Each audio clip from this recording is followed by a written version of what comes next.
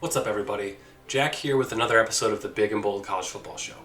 I'll let you know now, I'm a little under the weather today, so my voice isn't quite as confident as it usually is when I do the podcast. Doesn't sound quite as good, but I still wanted to do the episode.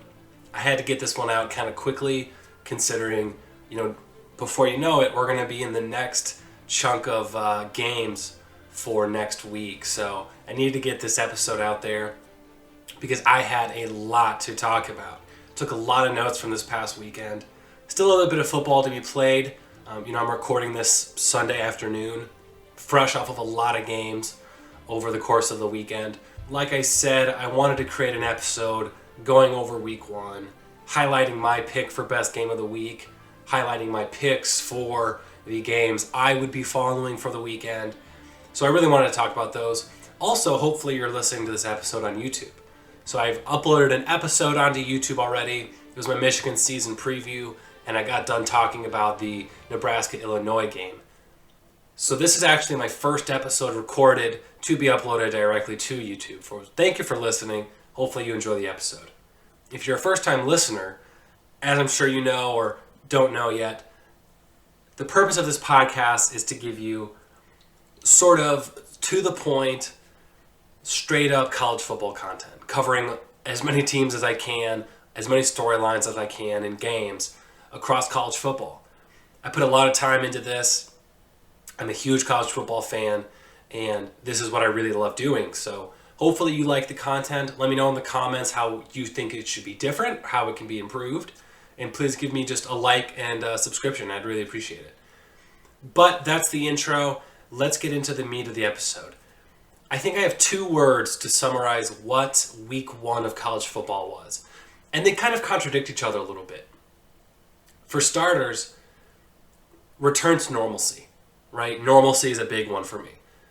It was fantastic seeing fans in the stands again, bands playing fight songs, and there weren't swarms of players out because of COVID. So it was really awesome to see that. And I loved it, right? It brought a smile to my face to be able to see that again. Because last year was a mess for college football. It really felt like a fever dream, you know what I mean? I can't even believe that last year was a thing when you look at week one of college football and how it's supposed to be, right? So that return to normalcy is great. With that said, though, another big thing that characterized week one were surprises. Which I know you think normalcy and surprises, those don't really go together normally. They're not very synonymous. But this week one, this true week one of college football, because last week, we had a few games. We had a conference game played, but this was really the first real week of college football. And there were a lot of surprises, and that's what I'm going to start with. And then I'm going to jump into going over some of those games that were played over the weekend. So with that said, first surprise, this was not an upset, but a huge surprise. Oklahoma Sooners, the second-ranked team in the country, almost lost to Tulane. Game was 40-35, and Spencer Rattler had a very tough half of football. Their run game really wasn't there for them for most of the game, and it was all on Michael Pratt for Tulane. I mean, he scored 4 touchdowns on the day, didn't throw a pick, had a little over 300 total yards, and he really carried the team on his back. And they were a couple yards away from that game continuing, and Tulane could have pulled off the ultimate upset on Oklahoma. But with Oklahoma's struggles, the reason I really wanted to bring them up is because they came into the season, as a fairly consensus number 2 or number 3 team, because people believe the defense has been fixed. Well, Tulane didn't think so. And it makes you wonder what's going to happen against some of the more legit programs in college football, or at least in the Big 12 that they have to play. So that was a big surprise seeing Tulane put up the fight that they did. And I'm pretty sure Oklahoma was a 30-point favorite, so I wish that we could have seen the upset there. But Oklahoma walked away, but not unscathed, right? Because that's what's so nice about college football. It's not like the NFL. In the NFL, a win is a win, a loss is a loss. In college football, it matters how you win or lose.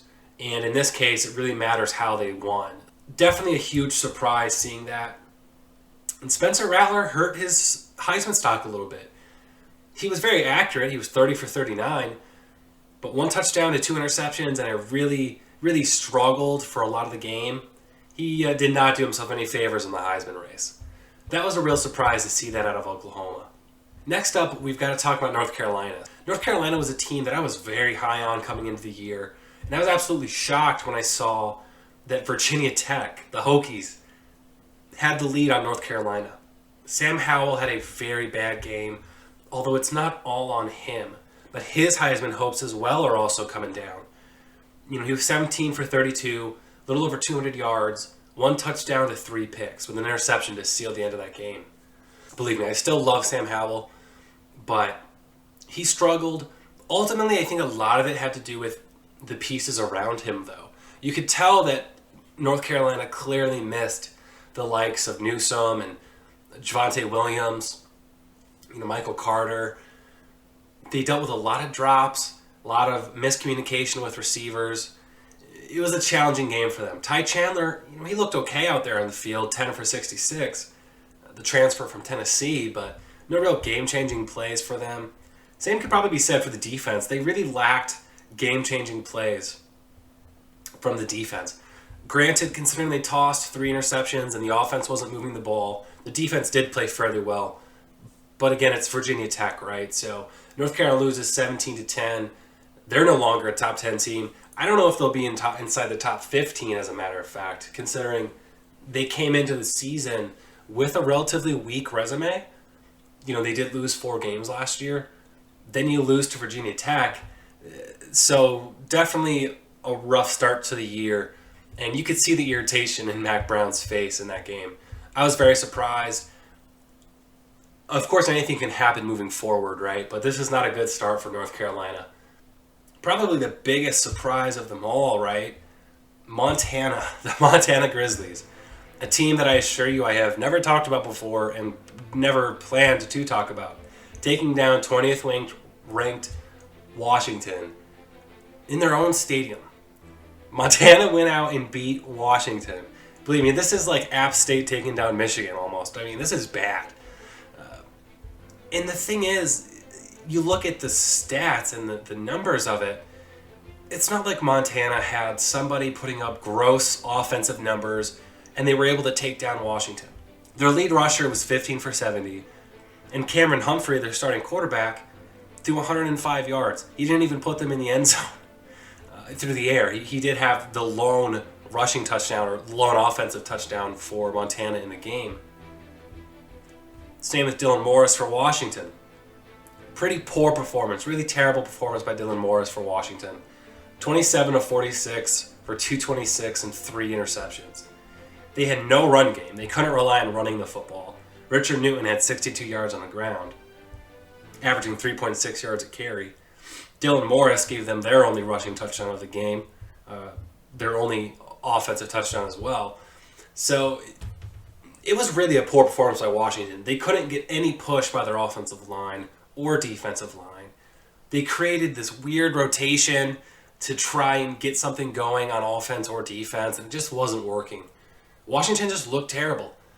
And now they have to follow it up with a road trip to Michigan, who I understand is an unranked Michigan team this year. It's not crazy to assume that Washington's going to start off 0-2. So really, really rough for Washington. Absolutely embarrassing. And it really makes the Pac-12 look bad, right? You already, are kind of dealing with a lot of disrespect towards the Pac-12. And this did them no favors as a conference. So that was a huge surprise. If you want to talk about Pac-12 embarrassments, let's look at Oregon. Only able to inch out a win against Fresno State, 31-24. We talked about the issues with Oregon when it comes to the quarterback position. And Brown did not look very impressive for them. Anthony Brown, of course, the Boston College transfer to Oregon. And their run game wasn't a real problem as well in the first half. Really, the only reason they won that game was because C.J. Verdell specifically was able to rip off some good runs in the second half of the game. Defensively, they actually looked pretty bad as well. They allowed Fresno State to get in the end zone a few times, and that was a real issue for them. So, needless to say, Oregon and Washington. Again, Oregon won the game, right? They won 31-24. But they were at home, and it was Fresno State. So, like, Oregon is fine for now, but they were very close to losing that football game. And watching Washington lose to Montana was such a surprise. The Pac-12 definitely needs to figure it out because their image is not a good one right now. And let's move on to my final real surprise from week 1. I guess you could throw in the Ohio State game against Minnesota. They gave up more points than people thought, and Minnesota was really in that game for a while. But the real surprise for me was the UCLA-LSU game. LSU did have to go on the road against an unranked UCLA. LSU was the 16th ranked team in the country, but UCLA could care less, right? Ended up beating LSU 38-27. Dorian Thompson-Robinson had a solid game. He put them in the end zone 3 times. Zach Charbonnet, the Michigan transfer, had another 100-yard game and a touchdown. And Brown even ended up ripping off 96-yard and a touchdown on 17 carries. So, very impressive performance by UCLA. Chip Kelly just got a big win on his resume. Same for Fuente out there in Virginia Tech, right? Beating North Carolina. Like, those are 2 head coaches on the hot seat that got massive wins in week 1 and officially kind of removed themselves from the burner a little bit. So those are definitely big surprises. It's hard to even blame the offense for LSU. I mean, Max Johnson, he wasn't the most accurate, and he did throw a pick, but he got him in the end zone 3 times, and he had 330 yards to boot. Problem for them was their run game. LSU could not run the football, and defensively, they gave up some big plays to UCLA. Just inexcusable ones, you know what I mean? So really, the big thing from week 1, there were a ton of surprises. I absolutely loved it, don't get me wrong. I mean, it was great watching some of these upsets happen, but very surprising, very bad for the Pac-12, very good for a couple coaches on the hot seat, though. Although for Ed Orgeron, you have to bring up the question, what's going to happen with him at UCLA now, right? But, you know, with Ed Orgeron, what's going to happen with him at LSU? So those were my biggest surprises for week 1. And there were tons of them, so I really wanted to cover a lot there. Let's get into my overviews for some of the games that were played. Now, this was a game I picked heading into the weekend that I wanted to keep an eye on because it had pretty big connotations to it surrounding, you know, it was a big impact for the Big Ten, where you have Penn State going to Wisconsin. Both top 25 teams. Both have fairly challenging schedules. Believe me, this was probably the most boring first half of football I've had to watch in a long time. Scoreless first half in the game. A blocked field goal kept points off the board. And they go into the half scoreless. Sean Clifford, ineffective. 0 run game for Penn State. And the same could really be said for Graham Mertz. They were feeding Chez Mellusi the ball. He got carry after carry to the point where it was just very ineffective. But the second half, we saw a little bit going for them. Chez Mellusi gets into the end zone. He ended the day with 120 yards and a touchdown. Wisconsin actually led the game in yards, 297 to 359. Not a significant difference. The real problem for them was Graham Mertz, which is kind of surprising considering the pass catchers around him. For example, you know, prominent tight end Jake Ferguson, Danny Davis III. But Graham Mertz had a tough day. He only had 195 yards through the air, and he threw 2 picks. The second one, I understand, they were, you know, it was crunch time, 2-minute drill. They had to get down the field and get a touchdown. And he threw a pick, threw the ball into traffic, it just didn't work out. With that said, the defense, both defenses played great games. But what really busted this game open was Wisconsin allowing essentially a free play. It was a busted play to Jahan Dotson. He gets wide open, and and Sean Clifford gets the ball out, hits him deep down the field for a touchdown. And it almost happened twice, but Sean Clifford missed Dotson the second time. Noah Cain, of course, getting them their second touchdown on the game. What you really take away from this, I think Penn State is they've officially jumped over a huge hurdle on their schedule. You know, this road contest against Wisconsin was a very difficult one. I think they're officially a top 15 team, but they still have a lot to prove. Again, very difficult schedule for Penn State. On to next week, right? They need to develop their passing attack a little bit better. Their defense was very good, but at the same time, you kind of had bad offense from Wisconsin. And that's what I'm going to lead into for Wisconsin. They need to get Graham Mertz some confidence. They need to walk into their next game saying, you know, moving past week one, it's on to the next game. They get a very easy contest against Eastern Michigan. But they're going to have Notre Dame coming up. They're going to have Michigan coming into, you know, their stadium. They're going to have to definitely get things figured out quickly if they want to play for the Big Ten this year. And I talked about how the last few years, things have fallen off a little bit for Wisconsin. Now, you can excuse last year because of COVID, but previous 2 years were not what they expected them to be. So they've really got to figure it out quickly this season. They got punched in the mouth. It happens, right? Somebody had to lose this game. Somebody had to have the negative media attention because of it. The thing that sucks is it happened in their field, right? On their field, in their stadium. Good for both teams. What really matters for Wisconsin, it's not how the season starts, it's how it ends. But you guys, you can say the same thing about Penn State. Penn State has a very difficult schedule. They can be very happy with the fact that they're a top 15 team right now. I would assume in the upcoming AP poll update, but they've definitely got to figure it out. If they're Wisconsin, Penn State, they live to fight another day, right? They surprised me, though, that's for sure, considering they beat Wisconsin. Let's move on to the next game. We've got Indiana, Iowa, right? Very different game to talk about here. You had an East-West matchup between two Big Ten teams, like the Wisconsin-Penn State matchup. But this one was over before it started. And I'll keep this one fairly short because there's only so much to go on, despite the fact that the score was 34-6, Iowa. Indiana came into the game, 17th ranked team in the country, playing 18th ranked Iowa. A lot of people believed that with the quarterback advantage in Michael Penix Jr., Indiana was going to walk away with this game.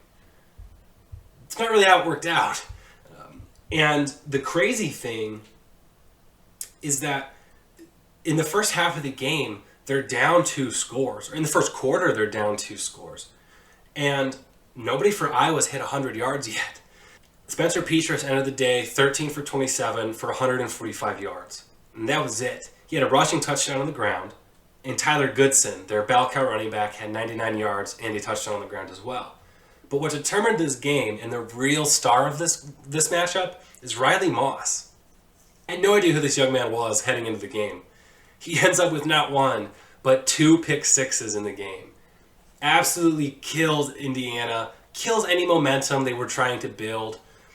And I believe the first happened so early that you were like, holy crap, like that wasn't supposed to happen. Next thing you know, Indiana's down 14-0, and then he hits them with another pick 6. So that's really what I want to talk about here, is Michael Penix Jr., kind of like Graham Mertz, right? He needs to get some confidence in their next game. I made the prediction in a previous video, if you want to give it a listen on Patreon, where I get into some of my hot takes and predictions for this season. One was the belief that Indiana was not going to finish in the top 25. They can rebound from that. But it's the fact that in 2 weeks they've got to play a top 10 they have to play a top 10 Cincinnati team. They got to go on the road to play Penn State, who just beat Wisconsin, right? Got to play Ohio State. Got to go on the road to Michigan. It's a very difficult schedule for them. They need to get Michael Penix Jr. some confidence early on. When a quarterback throws multiple pick sixes, obviously the attention is put on him. Another problem is that he threw another pick in the game. He threw 3 interceptions total. It's just 2 of them went for touchdowns. The game's not all on him. I mean, you know, Stephen Carr, he was named the starter at running back, transfer from USC. He pretty much looked like he did at USC. 19 carries for 57 yards, averaged 3 yards a carry. The defense, you can't blame them too much. I mean, they didn't give up anything through the air, but they didn't really need to stop anything through the air either. They focused everything into stopping Iowa on the ground. Because after the first 10 minutes of the game, that's all Iowa had to do. So it's hard to say if we learned a whole lot from this game because it was such a wacky performance by Iowa and not at all what we expected from Michael Penix Jr. But with Wisconsin's loss, Iowa is officially the front runner for the West this season. Great job by Iowa. They took care of business. I would like to see them, moving forward, win a more contested game against a quality opponent. But they've got Iowa State on the road next week, so kind of another situation where they can be very happy now, right? They won that game, good for them. But they've got Iowa State on the road this coming weekend. That's a game I'm very excited for. That's like near the top of my list in games I was looking out for. I'm about to jump out of my seat thinking about Iowa State. Quite frankly, never thought I would say that before, but I'm very excited about Iowa State. We're waiting for that one. Let's see how that game goes. Next up, I'm going to talk a little bit about Alabama-Miami. Not a whole lot to go on here either, right? I mean, Alabama crushed Miami 44-13. What probably happened was that they heard my previous episode talking about how I'm nervous for Alabama because they lost so many players. So Bryce Young decided to go out and go for 344 and 4 touchdowns on Miami's defense and put himself in the Heisman race. And that's possibly the biggest takeaway from this game is actually Bryce Young's got to be the favorite for the Heisman. You look at Breece Hall at Iowa State. He didn't have a very good game against Northern Iowa, surprisingly. Sam Howell has a tough game against Virginia Tech. Spencer Rattler has a bad performance against Tulane. So ultimately, I think, Bryce Young is the favorite. And they beat a 14th ranked Miami. Now, this is probably partially indicative of the fact that Miami's not all that great. But I thought they were going to put up a better fight than that. I mean, Derek King did what he could for Miami at quarterback, but he had no chance against Alabama's defense. I've said before, Alabama's got the best linebacking core in college football, and they came up and they stood out. I mean, Will Anderson Jr., Henry To'o, a bunch of other guys. I mean, they had a fantastic performance. They were all over Derek King, and they didn't allow the run game to get going at all. They averaged 2.8 yards a carry for Miami's run game. So ultimately, Alabama's back. Bryce Young looks legit. Guys like Jamison Williams, John Mechie was one we were keeping an eye on. Cameron Latu at tight end surprise for 2 scores. I would like to see more from their running backs. Brian Robinson, he had 12 carries for 60 yards, so just not a whole lot of opportunity there for him. This doesn't really test Alabama much. I can't imagine, though, when you look at their schedule, their next big test, they go to Florida, who I'm not high on at all, and they go to Texas A&M, who I am very high on this year, but Alabama's got the quarterback advantage and then some, so really great performance by Bryce Young. Again, officially the favorite for the Heisman, and I absolutely cannot stand Alabama quarterbacks. If it's not Jalen Hurts or Tua Tagovailoa or Mac Jones, it's freaking Bryce Young, right? Nick Saban has really figured out how to produce quarterbacks, and it looks like he's got another great one. So, Alabama, still the number 1 team in the country. Now, the game that everybody wants to talk about, right? It's the game I've been waiting on, Georgia-Clemson. They played in North Carolina, and it was not at all what we expected it to be. It was a nail-biter of a game because it was contested the entire time. But it was not at all what we thought that game was going to be. Considering there wasn't a single offensive score in the game, that was shocking. When you look at how the game started out, though, Clemson looked a little shaky on offense. You could see what Georgia was trying to do, right? Occasional runs up the middle. Everything from JT Daniels was short and to the side, right? At the line of scrimmage or behind. It was very short passing work because they respected Clemson's pass rush. At the end of the day, Georgia won the game 10-3. And there's 2 stats that really stand out to me. One had a massive impact for Georgia. The other I don't think is as significant as it seems, but it does stand out. First, it's the rushing total numbers. Georgia had 121 rushing yards in the game. Clemson had 2. Not 20, not 22. No, they had 2 rushing yards in the entire game. Some of that has to do with the fact that they kind of felt early on they weren't going to be able to run the ball. But that to me was a big disservice. I mean, Will Shipley, talented young 5-star player, big fan of his, 4 carries for 7 yards. Pace, 4 carries for 7 yards. Lynn Dixon, 1 carry for 10 yards. They just didn't really try to run the football, even though it was a contested game almost the entire time.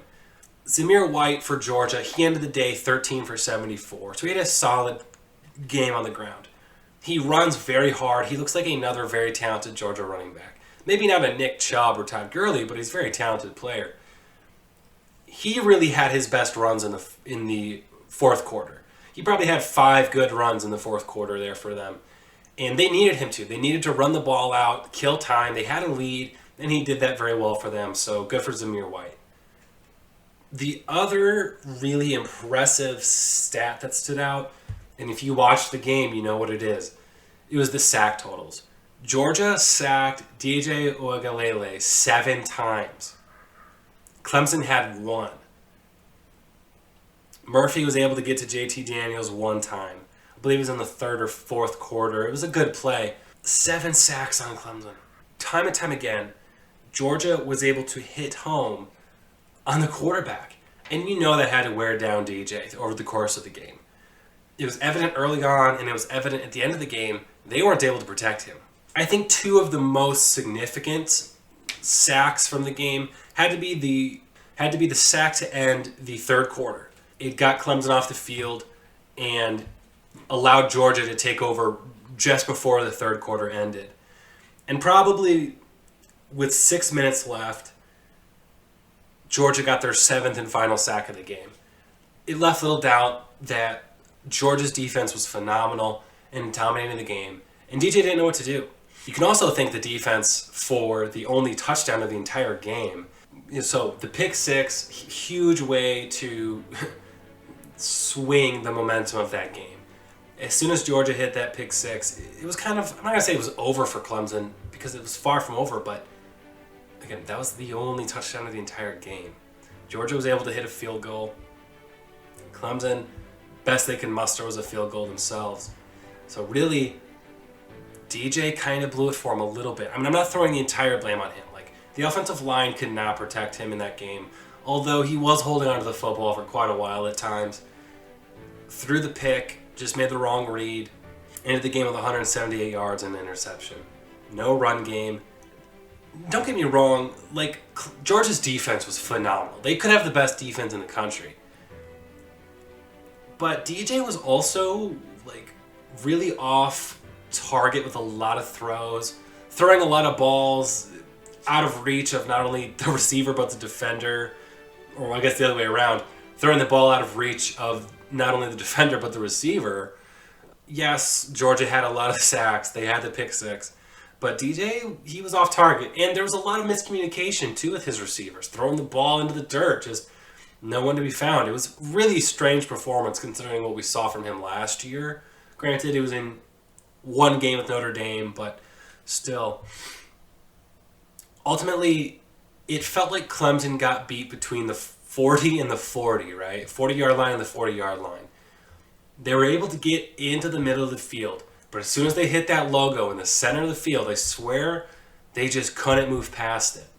And I mean, that's evident by the score, right? They only had 1 field goal throughout the entire game. And no big plays to speak of, really. However, that doesn't change the fact that Clemson will be the favorite in every game the rest of the year, right? I mean, it's an ACC schedule, so we kind of knew that coming in, that even if Clemson lost, their schedule's so easy that they should go undefeated the rest of the season. Their biggest competitors in the ACC are viewed as North Carolina and Miami. North Carolina got upset by Virginia Tech, and Miami got embarrassed by Alabama. Now, no shame losing to Alabama, but I thought they'd put up a little better fight than they did. Ultimately, the takeaways for this, Clemson needs to make sure they can protect DJ.